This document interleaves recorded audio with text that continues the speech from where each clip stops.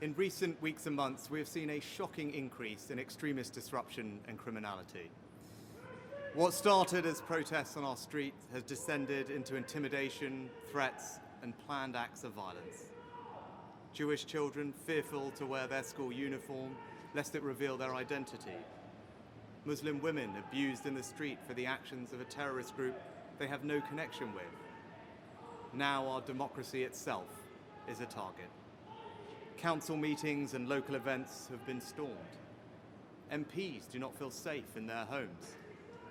Long-standing parliamentary conventions have been upended because of safety concerns.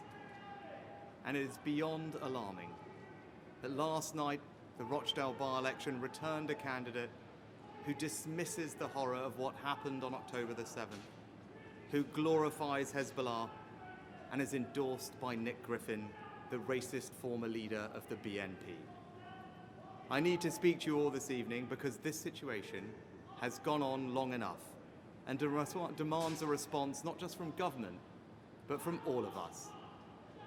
Britain is a patriotic, liberal, democratic society with a proud past and a bright future. We're a reasonable country and a decent people. Our story is one of progress, of great achievements and enduring values. Immigrants who have come here have integrated and contributed.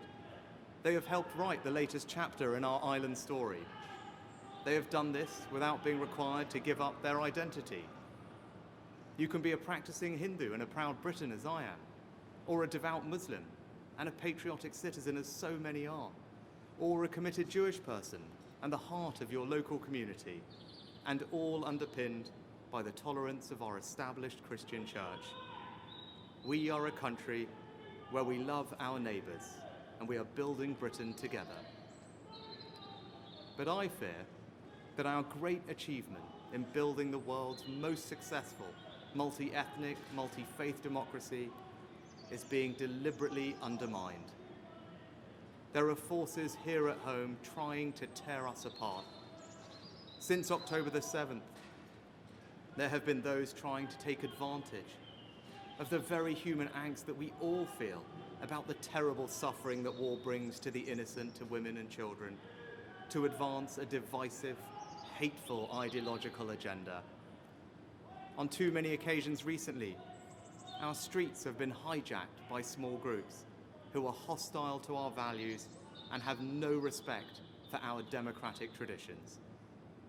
Membership of our society is contingent on some simple things: that you abide by the rule of law, and that change can only come through the peaceful democratic process.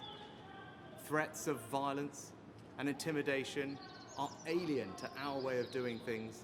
They must be resisted at all times. Nearly everyone in Britain supports these basic values, but there are small and vocal hostile groups who do not.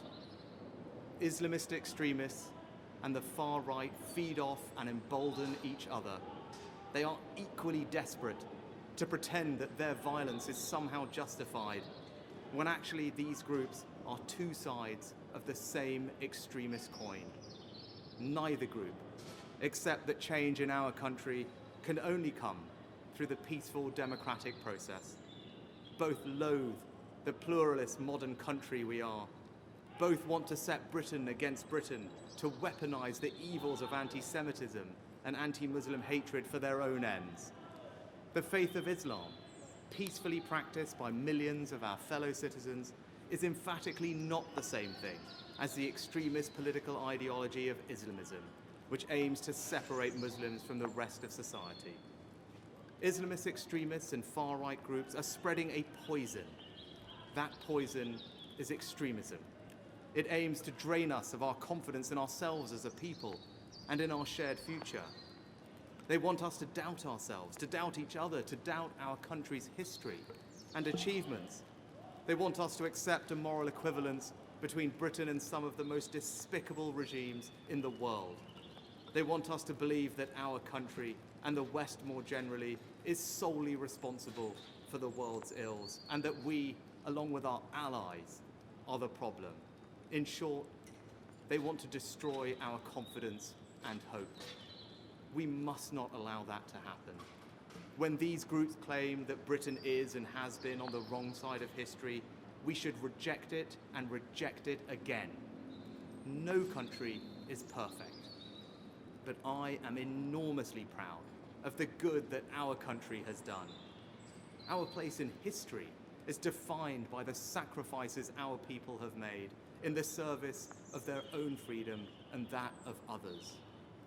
And when these groups tell our children that they cannot and will not succeed because of who they are, when they tell children that the system is rigged against them or that Britain is a racist country, this is not only a lie, but a cynical attempt to crush young dreams and turn impressionistic minds against their own society.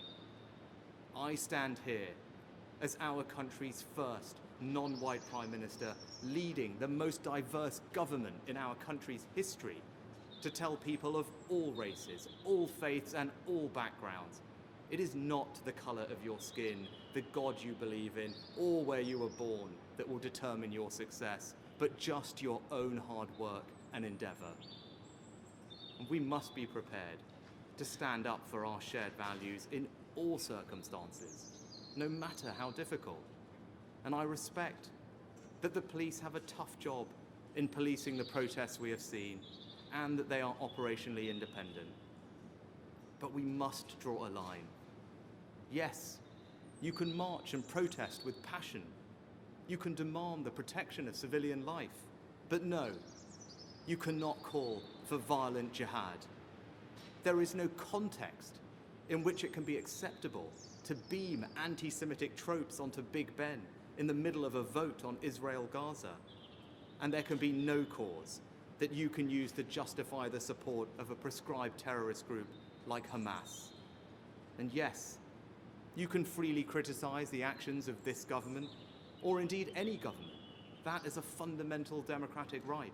But no, you cannot use that as an excuse to call for the eradication of a state or any kind of hatred or anti-Semitism.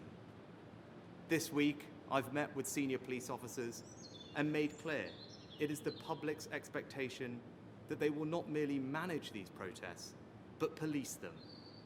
And I say this to the police: we will back you when you take action. But if we are asking more of the police, we in government must also back up that call with action. To that end, this month the government will implement a new, robust framework for how it deals with this issue, to ensure that we are dealing with the root causes of this problem, and that no extremist organisations or individuals are being lent legitimacy by their actions and interactions with central government. You cannot be part of our civic life if your agenda is to tear it down. We will redouble our support for the PREVENT programme to stop young minds being poisoned by extremism. We will demand that universities stop extremist activity on campus. We will also act to prevent people entering this country whose aim is to undermine its values. The Home Secretary has instructed that if those here on visas choose to spew hate or protest or seek to intimidate people, we will remove their right to be here. And our Britain must not be a country in which we descend into polarised camps, with some communities living parallel lives. It is not enough to live side by side. We must live together, united by shared values and a shared commitment to this country. And I want to speak directly to those who choose to continue to protest. Don't let the extremists hijack your marches. You have a chance in the coming weeks to show that you can protest decently, peacefully, and with empathy for your fellow citizens. Let us prove these extremists wrong and show them that even when we disagree, we will never be disunited from our common values of decency and respect. I love this country. My family and I owe it so much. The time has now come for us all to stand together to combat the forces of division and beat this poison. We must face down the extremists who would tear us apart. There must be leadership, not pandering or appeasement.